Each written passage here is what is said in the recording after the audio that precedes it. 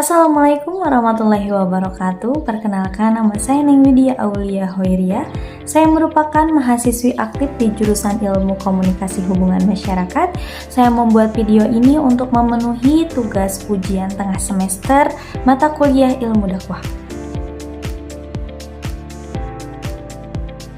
Ilmu dakwah adalah ilmu yang membahas tentang proses penerimaan, pengelolaan, dan penyampaian ajaran Islam untuk merubah perilaku individu, kelompok, dan masyarakat sesuai dengan ajaran Islam. Mengkaji bagaimana pribadi muslim melakukan kegiatan dakwahnya agar berhasil. Ilmu dakwah itu adalah ilmu yang mengkaji proses dakwah secara logis, teoritis, empiris, dan filosofis. Selanjutnya ada ruang lingkup ilmu dakwah yang mengandung 3 unsur pokok. Yang pertama yaitu at-tawjih, memberikan tuntunan dan pedoman serta jalan hidup mana yang harus dijalani oleh manusia dan jalan hidup mana yang harus dihindari. Yang kedua yaitu at-taghyir, mengubah dan memperbaiki keadaan seseorang atau masyarakat kepada suasana hidup baru yang didasarkan pada nilai-nilai Islam. Yang ketiga ada ar-roja, yaitu memberikan pengharapan akan sesuatu nilai agama yang disampaikan. Dakwah itu harus mampu menunjukkan nilai yang ada atau yang terkandung di dalam suatu perintah agama sehingga dirasakan sebagai kebutuhan pokok dalam kehidupan masyarakat. Selanjutnya ada ruang lingkup ilmu dakwah terbagi menjadi 2, yaitu ada objek material ilmu dakwah. Objek material ilmu dakwah adalah ajaran pokok agama Islam, yaitu Al-Quran dan As-Sunnah, serta manifestasinya di dalam semua aspek kehidupan umat Islam dalam sejarah Islam. Manusia, Islam, agama, dan lingkungan atau dunia atau alam itu adalah objek materialnya. Yang kedua itu ada objek formal ilmu dakwah. Objek formal adalah sudut pandang tertentu yang dikaji dalam disiplin utama ilmu dakwah. Yang pertama itu BKI atau irsyad, yang kedua KPI atau tabligh, MD atau tadbir, PMI itu tatwir atau tamkin, hubungan masyarakat, humas itu alaqot ammah. Ilmu dakwah itu mencoba melihat interaksi antara manusia yang menjadi subjek, dai, dan objek itu mad'u dalam proses dakwah. Adapun dai secara umum dan khusus. Yang pertama dai secara umum adalah semua manusia itu dai karena mereka wajib mengajak kepada kebaikan. Yang kedua itu adalah dai secara khusus, dai atau orang yang memiliki kompetensi dalam bidang keilmuan dakwah. Metodologi keilmuan dakwah yaitu yang pertama ada manhaj istinbat, yaitu dakwah dengan merujuk pada Al-Quran dan As-Sunnah. Yang kedua itu ada manhaj iktibas, dakwah dengan meminjam atau meminta bantuan dari ilmu-ilmu sosial. Yang ketiga itu manhaj istiqro, dakwah dengan penelitian, baik penelitian referensi, pustaka maupun lapangan. Istinbat itu adalah proses penalaran dalam memahami apa itu dakwah dengan merujuk atau mengacu dan menurunkannya dari Al-Quran dan As-Sunnah. Produk istinbat adalah teori. Iktibas adalah proses penalaran dalam memahami apa itu dakwah dalam merujuk dan mengacu dan menurunkannya dari Al-Quran dan Sunnah dengan meminjam dan menggunakan teori sosial atau penjelasan perilaku manusia seperti sosiologi, antropologi, psikologi, komunikasi, sejarah, politik, ekonomi, dan yang lain-lain. Dan selanjutnya ada istiqro, adalah proses penalaran tentang apa itu dakwah Islam dalam tataran empirik melalui kegiatan penelitian mengacu grand teori dari produk istinbat. Adapun ragam kegiatan dakwah yaitu yang pertama dakwah bi-alisan atau bi-ahsanil qaul, yaitu tabligh, KPI, irsyad, BKI, dan humas. Yang kedua adalah dakwah bi-al-hal yaitu atau bi-ahsanil amal. Yang pertama itu ada tadbir, MD atau tatwir atau tamkin itu PMI dan MHU. Kita bahas yang pertama dakwah bi-alisan, yaitu yang pertama tabligh, penyebaran pesan Islam. Menurut bahasa menyampaikan Menurut istilah, bentuk dakwah yang dilakukan dengan menyebarkan ajaran Islam melalui media. Nah, objek dakwah yang menjadi sasaran itu bersifat massal, seremonial, dan kolosal. Subjek dakwah ini disebut mubaligh atau dai. Objeknya disebut mubaligh atau mad'u. Nah, adapun khutbah, tausiah, ceramah, kultum. Nah, tabligh itu menggunakan media. Contohnya kayak dakwah bi al-kitabah atau dakwah bi al-qalam, yaitu dakwah melalui tulisan. Nah, kita bahas yang kedua yaitu dakwah bilisan irsyad atau konseling atau bimbingan Islam. Nah, menurut bahasa artinya petunjuk, konseling atau membimbing. Nah, menurut istilah adalah menyampaikan ajaran Islam melalui kegiatan penyuluhan, bimbingan atau psikoterapi Islam kepada individu atau kelompok kecil. Nah, dakwah irsyad ini bersifat berkelanjutan dan intensif. Oke, kita bahas yang ketiga yaitu dakwah bilisan atau humas ya, hubungan masyarakat. Nah, dalam Inggrisnya itu disebut PR. Nah, secara harfiah, humas itu berarti hubungan dengan publik atau masyarakat, dan secara istilah bagian lembaga pemerintah atau swasta yang melakukan kegiatan mencari dukungan publik bagi usaha-usahanya. Humas adalah usaha persuasi. Dengan humas, berusaha untuk mempromosikan ide, meyakinkan audiens, mengakui prestasi atau mendukung sebuah posisi. Nah, public relation adalah proses komunikasi strategis yang membangun hubungan saling menguntungkan antara organisasi dan publik. Selanjutnya ada dakwah bi al-hal, yaitu yang pertama tadbir, pemberdayaan umat melalui lembaga. Tadbir menurut bahasa yaitu manajemen atau pengelolaan. Menurut istilah yaitu kegiatan dakwah transformasi dan institusional ajaran Islam melalui kebijakan-kebijakan publik atau pemerintah, lembaga pendidikan, perusahaan, serta mengelola lembaga-lembaga dakwah. Nah, karakteristik yang menonjol dalam dakwah tadbir adalah fungsi manajemen itu sendiri. Nah, dengan hadirnya organisasi dakwah menjadi wadah untuk melakukan perencanaan, pengorganisasian, pelaksanaan, dan evaluasi dalam pelaksanaan dakwah. Selanjutnya ada dakwah bi al-hal MHU atau manajemen haji dan umroh. Melakukan dakwah melalui studi manajemen haji dan umroh, baik sebagai ilmu maupun sebagai gejala aktivitas manusia untuk mengembangkan konsep-konsep baru tentang manajemen haji dan umroh. Melakukan riset tentang manajemen haji dan umroh untuk menemukan referensi dan nilai guna manajemen haji dan umroh. Juga melakukan pengabdian kepada masyarakat dengan membangun kerjasama kemitraan dalam bidang manajemen haji dan umroh yang mampu menjawab tuntutan global. Adapun tenaga ahli di bidang pengelolaan penyelenggaraan haji dan umroh, adapun tenaga administrasi di bidang urusan haji dan umroh, adapun tenaga ahli pada BPKH atau Badan Pengelola Keuangan Haji, adapun tour leader dan tour guide perjalanan ibadah haji dan umroh serta wisata. Akademisi dakwah bidang manajemen haji dan umroh. Adapun yang selanjutnya itu ada dakwah bi al-hal tatwir atau tamkin, pemberdayaan ekonomi umat. Menurut bahasa, tatwir atau tamkin artinya pengembangan. Menurut istilah, ialah kegiatan dakwah implementatif melalui gerakan aksi amal seperti pemberdayaan, sumber daya manusia, dan lingkungan. Dakwah tatwir ini bisa dilakukan dengan program pendidikan, program pelatihan pemberdayaan, pendampingan desa, pengembangan ekonomi, pengadaan sarana baik pendidikan, keagamaan, dan lainnya. Pemberdayaan ekonomi umat, pemberdayaan lingkungan hidup atau alam. Yang harus diingat ini teman-teman, ragam kegiatan dakwah itu meliputi menyampaikan, membimbing, memanajemen, dan mengembangkan umat dari segi keagamaan, pendidikan, dan sosialnya. Baik, selanjutnya ada konteks dakwah. Yang pertama yaitu dakwah nafsiyah, adalah dakwah yang dilakukan untuk diri sendiri.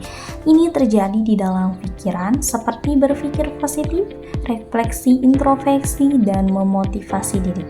Dalam konteks ini, seorang menjadi dai sekaligus mad'u, orang yang didakwahi, dan bentuk dakwah yang digunakan adalah irsyad, yang berarti bimbingan atau nasihat untuk diri sendiri.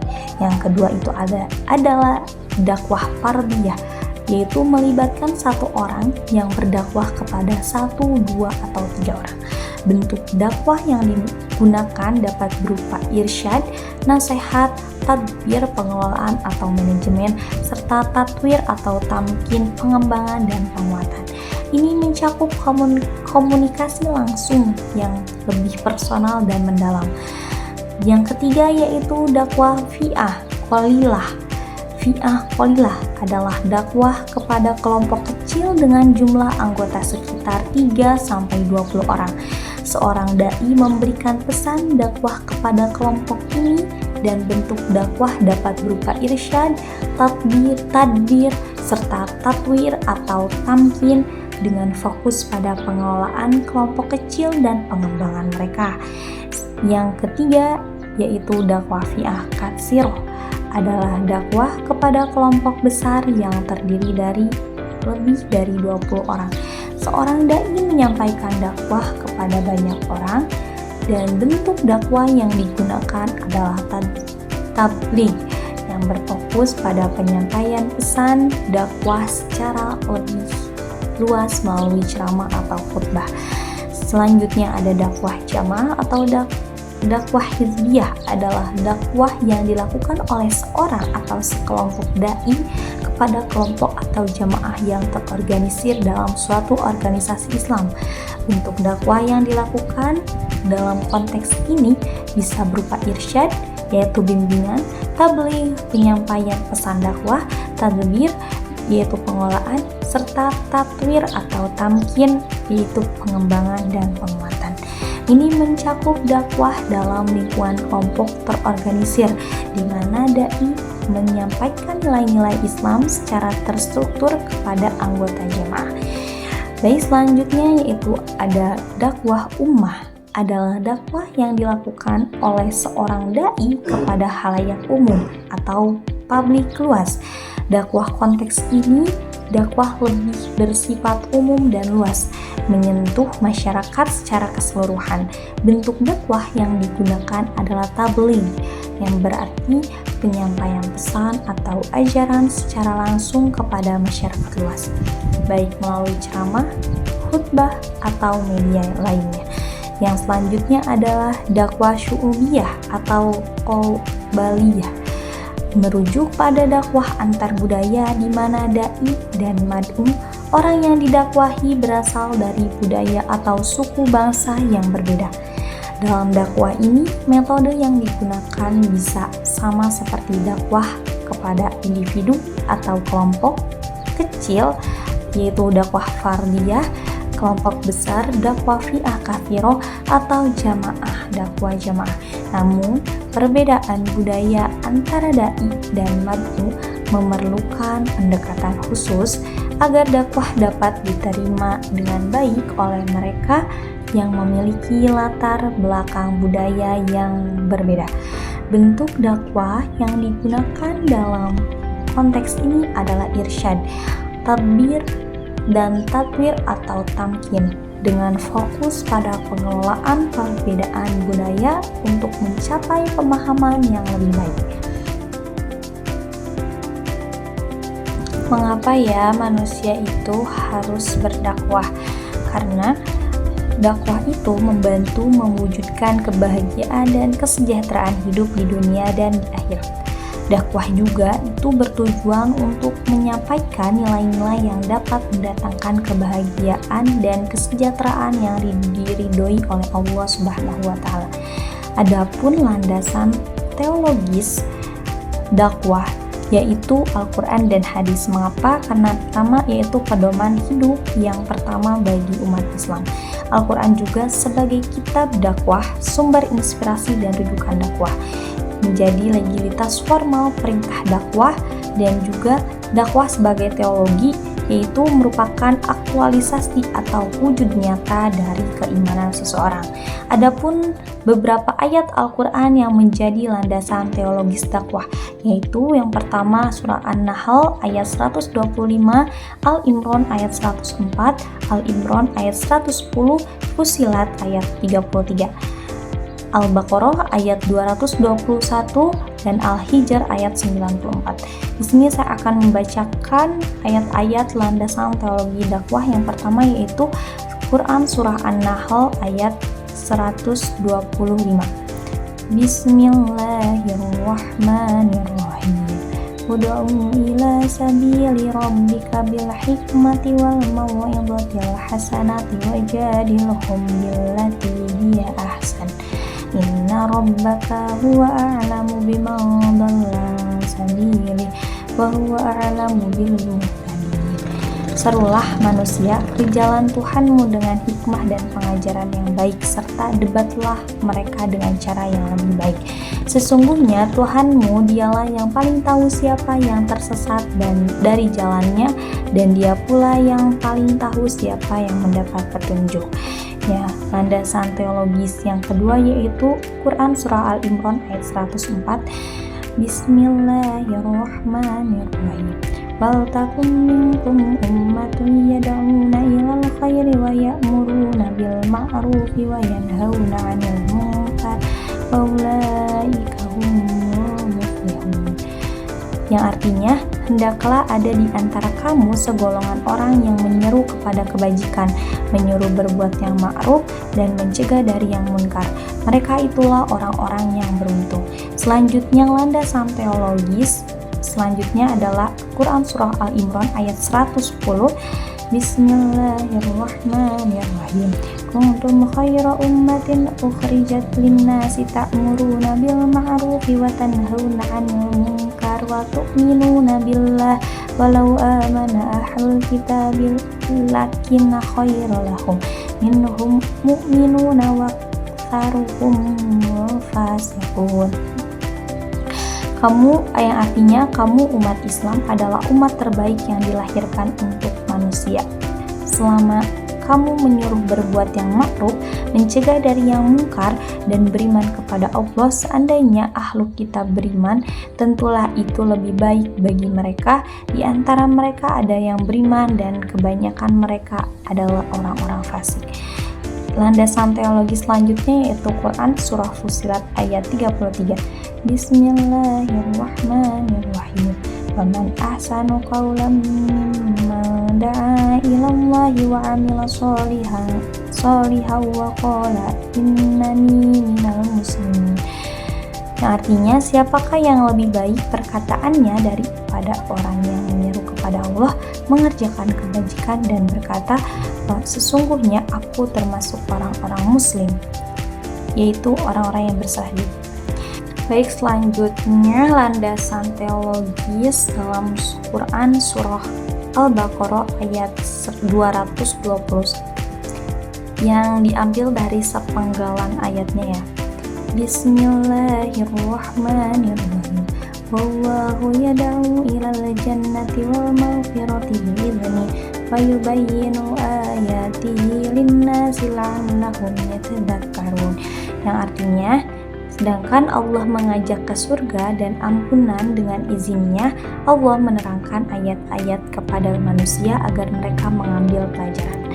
Dan selanjutnya ada landasan teologis berdasarkan surah Al-Hijr ayat 94. Bismillahirrahmanirrahim. Fasda' bima tu'maru wa'rid 'anil musyrikin.